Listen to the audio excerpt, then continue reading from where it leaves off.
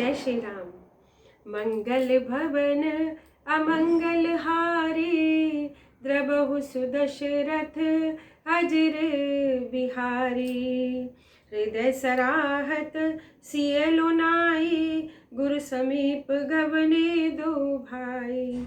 राम कहा सबको सुख पाई, सरल स्वभाव छुअत छल नाही। समय पाने मुनि पूजा कीनी, पुनि वसीस दुहबाई न दीनी। सुफल मनोरथ होई तुम्हारे, राम लखन सुन भय सुखारे। करि भोजन मुनिवर विज्ञानी, लगे कहन कछु कथा पुरानी। विगत दिवस गुरु आय सुपाई, संध्या कारण चले दो भाई। प्राची दिसी ससी उयउ सुहावा, सिय मुख सरिस देखि सुख पावा। बहुरी विचारु कीनि मन माही, सिय बदन समहिम कर नाही। जन्म सिंधु पुनि बंधु बिषु, दीन मलिक सकलंग। सिय मुख मम समता पाव किमी, चंदु बापुरो रंक। हृदय में सीता जी के सौंदर्य की सराहना करते हुए दोनों भाई गुरु जी के पास गए। श्री रामचंद्र जी ने विश्वामित्र जी से सब कुछ कह दिया, क्योंकि उनका सरल स्वभाव है, छल तो उन्हें छूता तक नहीं। फूल पाकर मुनि ने पूजा की, फिर दोनों भाइयों को आशीर्वाद दिया कि तुम्हारे मनोरथ सफल हो। यह सुनकर श्री राम और लक्ष्मण जी सुखी हुए। श्रेष्ठ विज्ञानी मुनि विश्वामित्र जी भोजन करके कुछ प्राचीन कथाएं कहने लगे। इतने में दिन बीत गया। गुरु जी की आज्ञा पाकर दोनों भाई संध्या करने चले गए। पूर्व दिशा में सुंदर चंद्रमा उदय हुआ। श्री रामचंद्र जी ने उसे सीता जी के मुख के समान देखकर सुख पाया। फिर मन में विचार किया कि यह चंद्रमा सीता जी के मुख के समान नहीं है। खारे समुद्र में तो इसका जन्म, फिर विष इसका भाई। दिन में यह मलिन रहता है और कलंकी है। बेचारा गरीब चंद्रमा सीता जी के मुख की बराबरी कैसे पा सकता है। घटई बढ़ई बिरहिनी दुखदाई, ग्रसई राहु निज संदेह पाई। कोक शोक प्रद पंकज द्रोही, अवगुण बहुत चंद्रमा तोही। वैदेही मुख पट तर दीने, होई दोष बड़ अनुचित कीने। सिय मुख छवि विदु ब्याज बखानी, गुरु पही चढ़े निशा बड़ी जानी। करि मुनि चरण सरोज प्रणामा, आय सुपाई कीन विश्रामा। विगत निशा रघुनायक जागे, बंधु बिलो की कहन रस लागे। उभय वरुण अवलोकहु ताता, पंकज कोक लोक सुखदाता। बोले लखनु जोरी जुग पानी, प्रभु प्रभाव सूचक मृदु बानी। अरुणोदय सकुचे कुमुद, उड़गन ज्योति मलिन। जिमि तुम्हार आगमन सुनी, भय नपति बलहीन। फिर यह चंद्रमा घटता बढ़ता है और विरहिणी स्त्रियों को दुख देने वाला है। राहु अपनी संधि में पाकर इसे ग्रस लेता है। चकवे को शोक देने वाला और कमल का बैरी है। हे चंद्रमा, तुझ में बहुत से अवगुण है, जो सीता जी में नहीं है। अतः जानकी के मुख की तुझे उपमा देने में बड़ा ही अनुचित कर्म करने का दोष लगेगा। इस प्रकार चंद्रमा के बहाने सीता जी के मुख की छवि का वर्णन करके बड़ी रात हो गई जान वे गुरु जी के पास चले। मुनि के चरण कमलों में प्रणाम करके आज्ञा पाकर उन्होंने विश्राम किया। रात बीतने पर श्री रघुनाथ जी जागे और भाई को देखकर ऐसा कहने लगे, हे तात, देखो कमल, चक्रवाक और समस्त संसार को सुख देने वाला अरुणोदय हुआ है। लक्ष्मण जी दोनों हाथ जोड़कर प्रभु के प्रभाव को सूचित करने वाले कोमल वाणी बोले। अरुणोदय होने से कुमुदनी सकुचा गई और तारागणों का प्रकाश फीका पड़ गया है। जिस प्रकार आपका आना सुनकर सब राजा बलहीन हो गए हैं। नभ सब नखत करई उजियारी, टारी न सकहि चाप तम भारी। कमल कोक मधुकर खग नाना, हर्षे सकल निसावसाना। ऐसे ही प्रभु सब भगत तुम्हारे, हो यही टूटे धनुष सुखारे। उयऊ भानु बिनु शम तम नासा, दुरे नखत जग तेजु प्रकाशा। रवि निज उदय ब्याज रघुराया, प्रभु प्रताप सब नपन दिखाया। तब भुजबल महिमा उद्घाटी, प्रगति धनु विघटन परिपाटी। बंधु बचन सुनि प्रभु मुस्काने, होई सुचि सहस पुनीत नहाने। नित्य क्रिया करि गुर पहियाए, चरण सरोज सुभग सिर नाए। सतानंदु तब जनक बुलाए, कौशक मुनि पहि तुरत उठ पठाए। जनक विनय तिन आनि सुहाई, हर्षे बोल लिए दो भाई। सतानंद पद बंदी प्रभु, बैठे गुर पहि जाई। चलो तात मुनि कहो तब, पठवा जनक बुलाई। सब राजा रूपी तारे उजाला करते हैं, पर वे धनुष रूपी महान अंधकार को हटा नहीं सकते। रात्रि का अंत होने से जैसे कमल, चकवे, भौरे और नाना प्रकार के पक्षी हर्षित हो रहे हैं, वैसे ही हे प्रभु, आपके सब भक्त धनुष टूटने पर सुखी होंगे। सूर्य उदय हुआ, बिना ही परिश्रम अंधकार नष्ट हो गया, तारे छिप गए और संसार में तेज का प्रकाश हो गया। हे रघुनाथ जी, सूर्य ने अपने उदय के बहाने सब राजाओं को प्रभु का प्रताप दिखलाया है। आपकी भुजाओं के बल की महिमा को उद्घाटित करने के लिए ही धनुष तोड़ने की यह पद्धति प्रकट की है। भाई के वचन सुनकर प्रभु मुस्कुराए।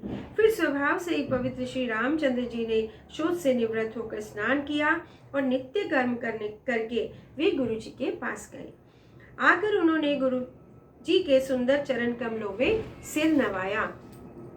तब जनक जी ने शतानंद जी को बुलाया और उन्हें तुरंत ही विश्वामित्र मुनि के पास भेजा। उन्होंने आकर जनक जी की विनती सुनाई। जनक जी की विनती सुनाई। विश्वामित्र जी ने हर्षित होकर दोनों भाइयों को बुलाया। शतानंद जी के चरणों की वंदना करके प्रभु श्री रामचंद्र जी गुरु जी के पास बैठे। तब मुनि ने कहा, हे तात, चलो जनक जी ने बुला भेजा है।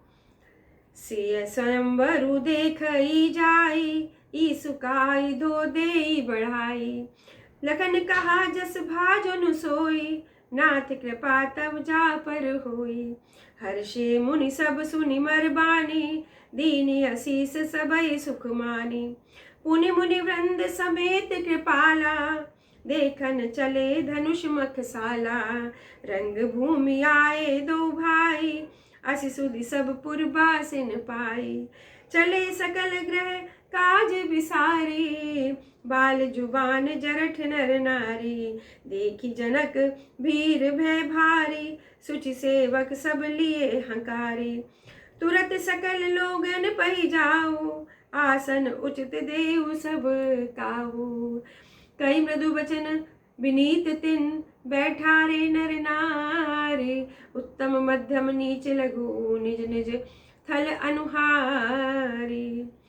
चलकर सीता जी के स्वयंवर को देखना चाहिए। देखे ईश्वर किसको बड़ाई देते हैं। लक्ष्मण जी ने कहा, हे नाथ, जिस पर आपकी कृपा होगी वही बड़ाई का पात्र होगा।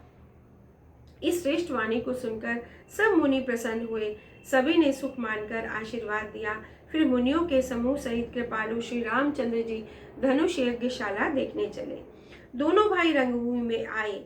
ऐसी खबर जब सब नगर निवासियों ने पाई, तब बालक, जवान, बूढ़े, स्त्री, पुरुष सभी घर और कामकाज को भुलाकर चल दिए। तब जनक जी ने देखा बड़ी भीड़ हो गई है। उन्होंने अपने विश्वास पात्र सेवकों को बुला भेजा और कहा, तुम लोग तुरंत सब लोगों के पास जाओ और सबको यथा योग्य स्थान दो। उन सेवकों ने कोमल और नम्र वचन कहकर उत्तम, मध्यम, नीच और लघु सभी श्रेणी के स्त्री पुरुषों को अपने योग्य स्थान पर बैठाया। राजकुंवर ते ही अवसर पाए, मनऊ मनोहरता तन छाए। गुण सागर नागर बर बीरा, सुंदर श्यामल गौर शरीरा। राज समाज विराजत रूरे, उड़गन महुजन जुग विधु पूरे। जिनके रही भावना जैसी, प्रभु मूरत देखिन तिन तैसी। देखई रूप महारण धीरा, मनऊ वीर रसु धरे शरीरा।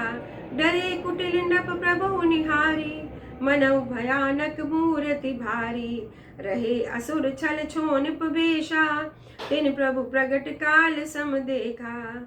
पुरबासिन देखे दो भाई, नरभूषण लोचन सुखदाई। नारी बिलोकई हर्ष ही है, निज निज रुचि अनुरूप। जनु सोहत सिंगार धरी, मूर्ति परम अनूप। उसी समय राजकुमार वहां आए। वे ऐसे सुंदर हैं मानो साक्षात मनोहरता ही शरीरों पर छा रही हो।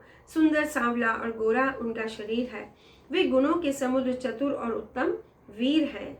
वे राजाओं के समाज में ऐसे सुशोभित हो रहे हैं मानो तारागणों के बीच दो पूर्ण चंद्रमा हों। जिनकी जैसी भावना थी, प्रभु की मूर्ति उन्होंने वैसे ही देखी।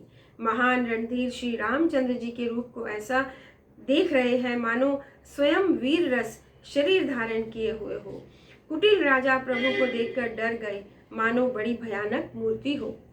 छल से जो राक्षस वहां राजाओं के वेश में थे, उन्होंने प्रभु को प्रत्यक्ष काल के समान देखा। नगरवासियों ने दोनों भाइयों को मनुष्यों के भूषण रूप और नेत्रों को सुख देने वाला देखा। स्त्रियां हृदय में हर्षित होकर अपनी अपनी रुचि के अनुसार उन्हें देख रही हैं, मानो श्रृंगार रस ही परम अनुपम मूर्ति धारण किए सुशोभित हो रहा हो। विदूषण प्रभु विराट में दीसा, बहुमुख कर पगलोचन सीसा। जनक जाति अवलोकई कैसे, सजन सगे प्रिय लागई जैसे। सहित विदेह बिलोकहि रानी, शिशु सम प्रीति न जाति बखानी। जोगिन परम तत्व में भाषा, शांत शुद्ध सम सहज प्रकाशा। हरि भगतन देखे दो भ्राता, जो इष्ट देव एव सब सुखदाता। राम चितव भाई जी सिया, सो स्नेहु सुख नहीं कथनिया। और अनुभवति न कही सक सोऊ, कवन प्रकार कहे कवि को। ऐ विधि रहा जाहि जस भाई, ते तस देखो कौशल राऊ। राजत राज समाज महु, कौशल राज किशोर। सुंदर श्यामर गौर तन, विश्व विलोचन चोर।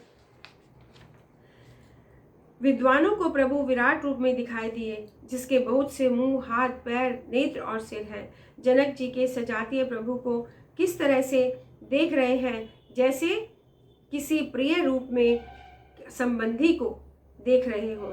जनक समेत रानियां उन्हें अपने बच्चे के समान देख रही हैं। उनकी प्रीति का वर्णन नहीं किया जा सकता। योगियों के शांत, शुद्ध, सम और स्वतः प्रकाश परम तत्व के रूप में दिखे। हरि भक्तों ने दोनों भाइयों को सब सुखों के देने वाले इष्ट देव के समान देखा। सीता जी जिस भाव से श्री रामचंद्र जी को देख रही हैं, वह स्नेह और सुख तो कहने में ही नहीं आता। उस स्नेह और सुख का वे हृदय में अनुभव कर रही हैं, पर वे भी उसे कह नहीं सकती। फिर कोई कवि उसे किस प्रकार कह सकता है? इस प्रकार जिसका जैसा भाव था, उसने कौशलाधीश श्री रामचंद्र जी को वैसा ही देखा। सुंदर, सांवले, गोरे शरीर वाले और विश्व भर के नेत्रों को चुराने वाले कौशलाधीश के कुमार राज समाज में इस प्रकार सुशोभित हो रहे हैं। मंगल भवन अमंगल हारी, द्रवौ सुदशरथ अजर बिहारी। जय श्री राम।